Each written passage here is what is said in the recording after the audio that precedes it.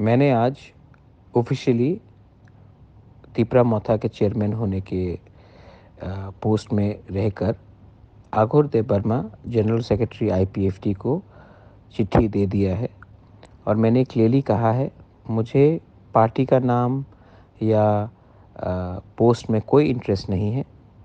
तिपरासा लोग आईपीएफटी और तिपरा मोथा को अगर एक पार्टी बनकर एक सिंबल में फाइट करेंगे, नाम जो भी हो हमको कोई चिंता नहीं है।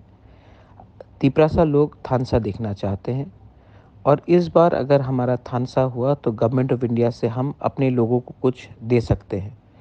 अगर हम लोग एक नहीं हुए तो हमें कुछ नहीं मिलेगा। इसी के लिए मैंने चिट्ठी आघोर देबबर्मा को दिया है। वो आईपीएफटी के वर्किंग प्रेसिडेंट को देंगे और तब आईपीएफटी को सोचना पड़ेगा कि हमें आने वाले दिन में तिपरासा के संग काम करना है या अलग अलग होकर फाइट करना है या बीजेपी के संग फाइट करना है। लेकिन मैंने अपना point of view black and white में सबको दे दिया है।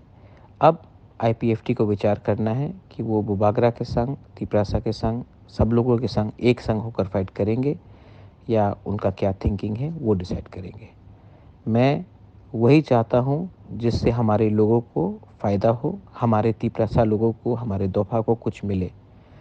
और ये जो थानसा का कॉल है, इससे कुछ लीडर लोग खुश नहीं होंगे, लेकिन पब्लिक को लीडर से मतलब नहीं है।